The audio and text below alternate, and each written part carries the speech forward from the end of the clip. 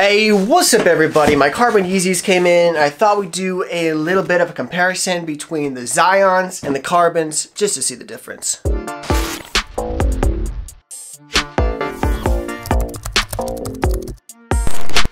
Alright, so first things first, we gotta open up this new pair of Carbons that I was able to get from the Adidas app raffle, the confirmed raffle. They got that new blue app that you can try and get their coveted sneakers. I still have not gotten a pair of the Quantums, and resale's not even that high, so maybe I should just pick them up, but I'm thinking there's gonna be more colorways coming out, and I'll just get lucky on one of them after a while. I mean, the 350s, when they were first releasing, most you know if you've been following Yeezy at all, that those first couple of pairs of 350s were really hard to get, and I did end up paying resale for a pair of the Belugas, the Beluga 1.0s, and then after I grabbed that pair, it slowly started to happen for me. I was slowly able to get more pairs. I did buy a couple pairs of Zebras on resale, and then I was able to get a couple of pairs for retail because the Zebras have restocked so many times, and right now I don't even have one pair of them. I actually sold the one pair that I did have, but you know, you gotta pay for stuff sometimes. I had a car accident that had to cover some expenses, but anyways, I am gonna get into these Carbons. At first, I was thinking, I really don't need this pair because they're so close to the Zions. Why do I need two of the almost exact same shoes? But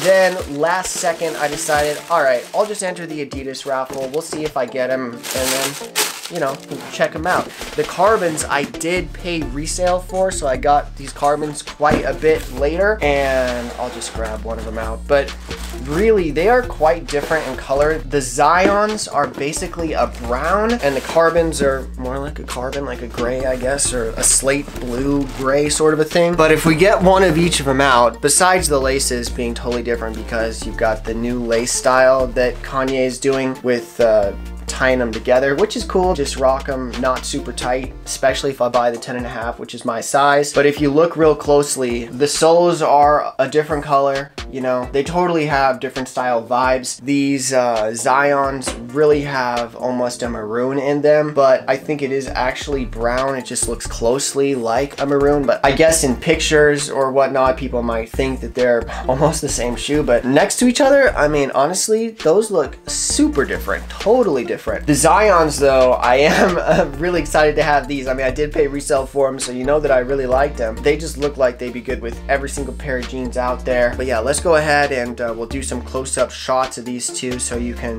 see the subtle differences.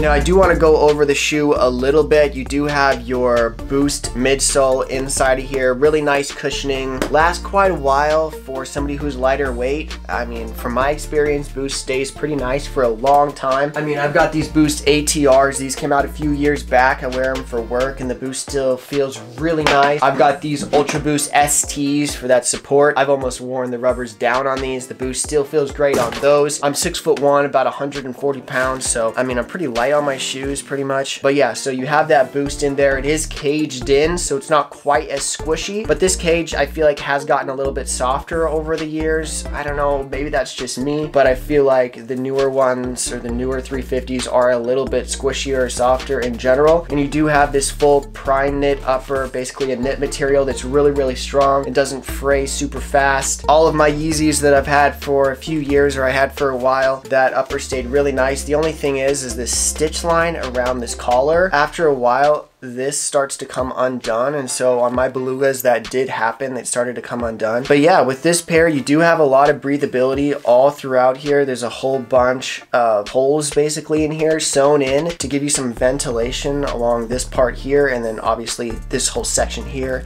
is transparent, sort of. I mean, it's just a really loose knit, so you can actually see through it, and you can almost see the cage in here. Maybe if you zoom in really close, you zoom in, you can see that cage in there a little bit, maybe not really. But there is a cage on the toe box up here to give you some support, so you definitely want to have some well-kept toes if you're going to be wearing these shoes. If you got some messed up toes or something, you're going to want to size up, and you'll want to tie these down so they're more close to your ankle, because yeah, this shoe really leans on your feet being in good condition and being able to grab your foot down in this toe box region. But the heel does have enough kind of like elasticity to it so that it stays hooked on your heel really well. You don't really have any heel slippage on these shoes at all. They're really not made for a ton of walking. Like, I would never deliver mail in these shoes, walking a ton of miles a day, but they are really nice leisure shoes. It's really comfortable to just do things around the house or to go out shopping or something like that. Not a bad option at all. And I mean, they're super clean looking. That's just an amazing design. I mean, maybe Kanye stole it from the Nike Roshe 1, but he definitely made the Roshe 1 way better if this is what we got from it. So I'm excited for this pair, and yeah, hopefully now you guys know the difference between the Zion and the Carbon. I mean, maybe it's just me thinking that they're totally similar, but maybe just because they were so closely dropped together and they just both had similar design setups, I guess, with that lighter sole and then a darker upper or whatnot. But yeah, these Zions are definitely a lot lighter, and I'm actually more excited that I grabbed these actually, because they do have more of that rustic kind of frayed look or whatnot. I don't know. But then the medial side of the shoe, these patterns are just totally different. So I mean, the one side, the pattern kind of similar, I guess not. They're both kind of different patterns on the one side, and the other side they're totally different. So these are quite a bit different from each other in my opinion. You guys tell me what you think. Are these similar? Are these almost exactly? Are they basically the same shoe? I mean, everyone's got their opinion, so let me hear yours in the comments. And then before I let you go, I am going to shoot some positivity at you from the Bible app on my phone. I just have this Bible app. It's just Bible. It's not YouVersion or anything. It has a whole bunch of different translations. It has a Strong's Concordance. It has a Hebrew, Greek, interlinear, so you can kind of research what these verses are saying or what they said in the original text with the Hebrew and the Greek. I like the Bible. I wish there was more ancient texts or ancient books included in the Bible. I think there's a lot of other books like 3 Corinthians or 4 Corinthians that could definitely be beneficial for the Christian church of today, just to really give us a deeper understanding. Because with all the books we have in there now, it seems like it's really dividing people. It's really creating a lot of wars, at least in the history of the world. It's created a ton of wars, a ton of division, and people have really been using it for their own agendas. And I think we just need to use it to bring each other together, to understand that this whole world matters, every single human matters, and we need to be loving each other. So anyways, Galatians 5:13-15 says, "For you were called to freedom, brothers. Only do not use your freedom as an opportunity for the flesh, but through love serve one another. For the whole law is fulfilled in one word. You shall love your neighbor as yourself. But if you bite and devour one another, watch out that you are not consumed by one another." Amen.